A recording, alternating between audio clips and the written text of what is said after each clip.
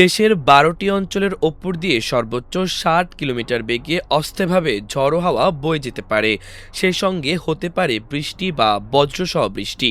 বুধবার ভোর ৫টা থেকে দুপুর ১টা পর্যন্ত দেশের অভ্যন্তরীণ নদীবন্দরগুলোর জন্য দেওয়া আবহাওয়ার পূর্বাভাসে এই তথ্য জানিয়েছে বাংলাদেশ আবহাওয়া অধিদপ্তর। একই সঙ্গে ঢাকা ও পার্শ্ববর্তী এলাকায় বৃষ্টি বা বজ্রবৃষ্টির সম্ভাবনার কথা বলা হয়েছে।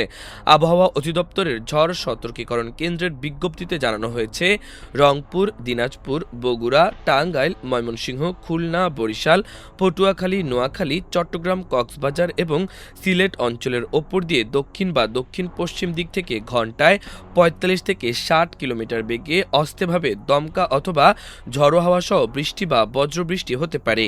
এসব এলাকার নদীবন্দরকে ১ নম্বর সতর্ক সংকেত দেখাতে বলা হয়েছে।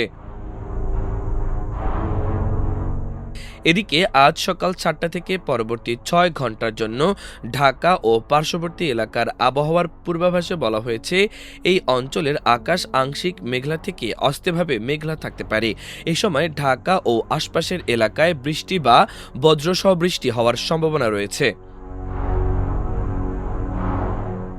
ঢাকায় আজ দক্ষিণ বা দক্ষিণ পূর্ব দিক থেকে ঘন্টায় ১০ থেকে ১৫ কিলোমিটার বেগে বাতাস প্রবাহিত হতে পারে, তবে দিনের তাপমাত্রা অপরিবর্তিত থাকার সম্ভাবনা রয়েছে। আবহাওয়ার অন্যান্য তথ্যে জানা গেছে, আজ সকাল ৬টায় ঢাকায় তাপমাত্রা ছিল ২৬.৩ ডিগ্রি সেলসিয়াস এবং বাতাসের আর্দ্রতা ছিল ৮৬%।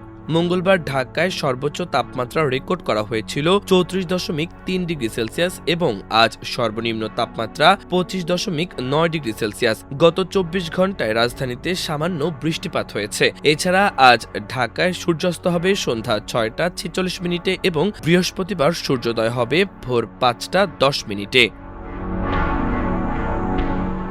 এদিকে মঙ্গলবার সন্ধ্যা ৬টা থেকে পরবর্তী ৫ দিন বা ১২০ ঘন্টার আবহাওয়ার সিনপটিক অবস্থায় বলা হয়েছে, দক্ষিণ পশ্চিম মৌসুমী বায়ু এরই মধ্যে বরিশাল, চট্টগ্রাম, সিলেট, ময়মনসিংহ ও রংপুর বিভাগ পর্যন্ত অগ্রসর হয়েছে। আগামী ২ থেকে ৩ দিনের মধ্যে এটি বাংলাদেশের বাকি অংশ বিস্তার লাভ করার জন্য অনুকূল অবস্থায় রয়েছে।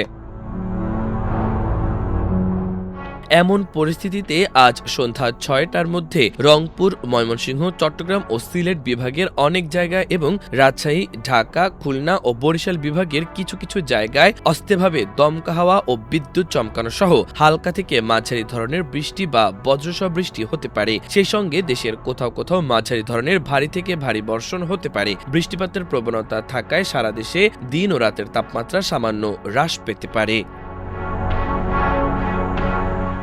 মাল্টিমিডিয়া ডেস্ক, আমার দেশ।